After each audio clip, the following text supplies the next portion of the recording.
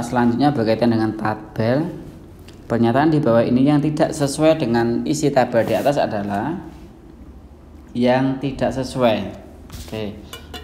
Kalau soal seperti ini maka kita lihat langsung saja, fokus pada pilihan jawabannya. A. Semakin tinggi produksi padi, semakin rendah impor beras. Produksi padi, semakin rendah impor beras. Impor beras dengan produksi padi. Nah, 51 di angka 2,14. 50 450. 51 1. 54 0. Nah, ini semakin naik angkanya, sedangkan di sini 2 1 0. Nah, ini setelah garis besar berarti pernyataan A, semakin tinggi produksi padi semakin rendah impor beras, maka ini pernyataan yang betul, maka bukan jawaban. Yang B, impor beras tertinggi. Impor beras tertinggi terjadi pada kondisi pengadaan beras tertinggi. Impor beras tertinggi yaitu ada di 450. Apakah pada kondisi beras tertinggi, pengadaan beras tertinggi? Iya, berarti ini juga betul.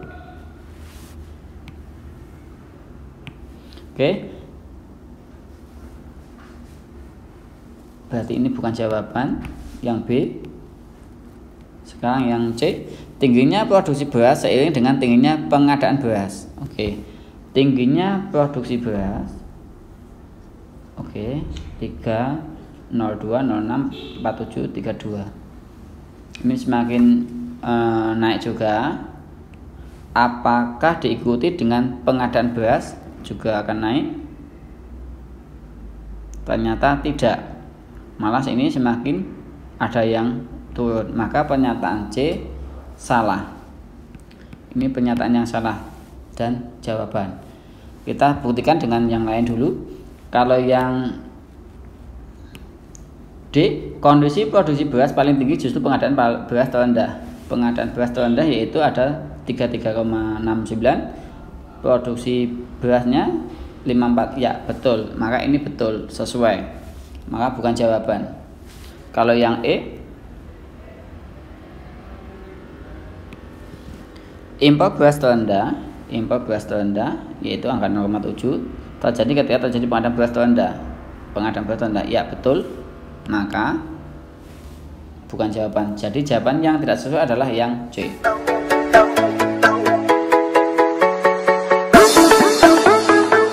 Oke, soal selanjutnya ada pernyataan atau sebuah kalimat yang ditanya adalah pada teks tersebut terdapat konjungsi temporal, yaitu ingat konjungsi temporal yaitu konjungsi yang menyatakan waktu. Misalnya saat, ketika,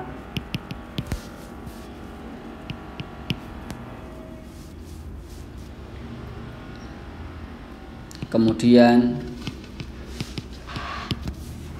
lalu, atau menyatakan urutan waktu juga bisa. Urutan waktu atau peristiwa.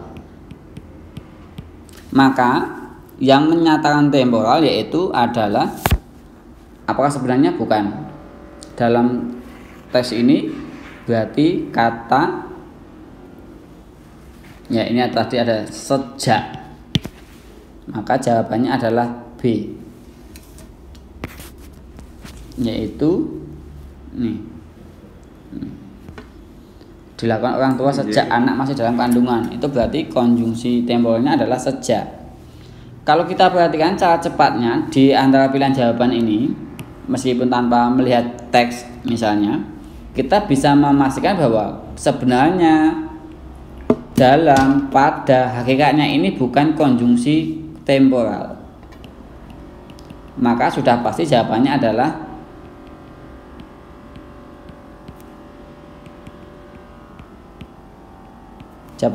B. Karena konjungsi temporal adalah saat, lalu ketika, kemudian sejak dan lain sebagainya yang menyatakan waktu atau urutan waktu atau urutan peristiwa. Jadi jawabannya adalah yang B, sejak.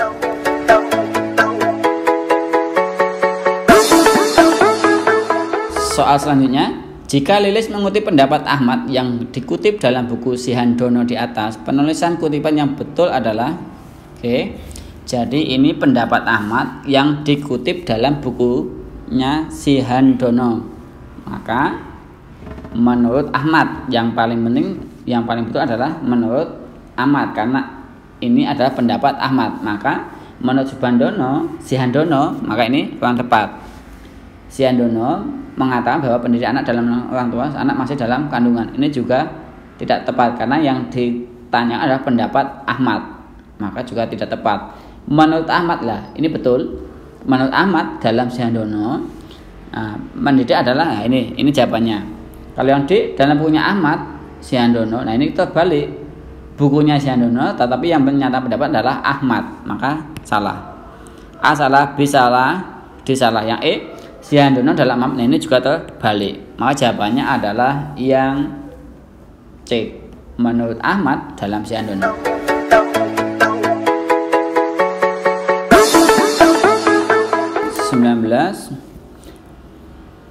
Kalimat anak yang masih dalam kandungan, dia pada hakikatnya sudah dapat merespon segala sesuatu yang berada di sekitar ibunya.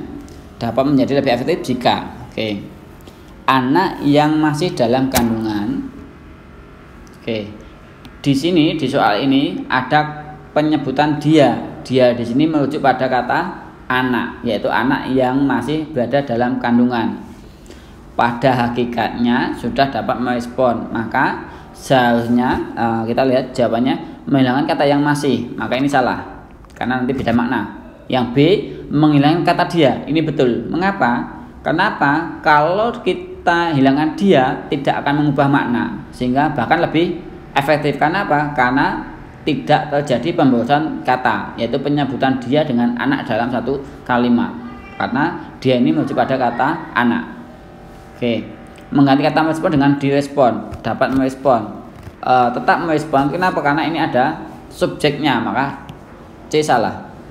Yang D, menghilangkan kata pada hakikatnya, juga salah karena ini akan mengubah makna. Yang E, menghilangkan kata segala, maka juga salah. Yang betul jadi jawabannya adalah yang B, menghilangkan kata dia.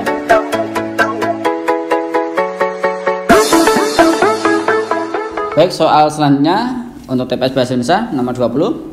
Untuk mengembangkan topik pembinaan anak-anak putus sekolah, kerangka yang baik dan menuntut adalah kalau ada pertanyaan tentang kerangka yang baik, berarti kita bicara dengan sebuah tulisan, karya ilmiah dan lain sebagainya. Maka setidaknya semua ini pada dasarnya ada tiga, yaitu pendahuluan, isi, dan penutup. Nah, pendahuluan di sini nanti harus yang paling penting adalah latar belakang. Nah, dalam konteks pertanyaan ini bisa diganti dengan kata pentingnya, alasan dilakukannya, pentingnya kegiatan, penelitian, atau dasar. Maka di antara pilihan jawaban di sini yang pentingnya, yang menjadi dasar dulu, latar belakang dulu adalah antara B, pentingnya pembinaan anak-anak putus sekolah, atau E. Nah, sama-sama yang latar belakang dulu, maka A salah karena sasaran dulu tidak tepat. C juga salah, langkah-langkah dulu karena belum membahas apa tapi sudah membahas langkah-langkah. Yang D juga bentuk pembinaan. Nah, belum ada dasarnya sudah menyatakan bentuk itu juga salah. Maka antara B dan E. Kita lihat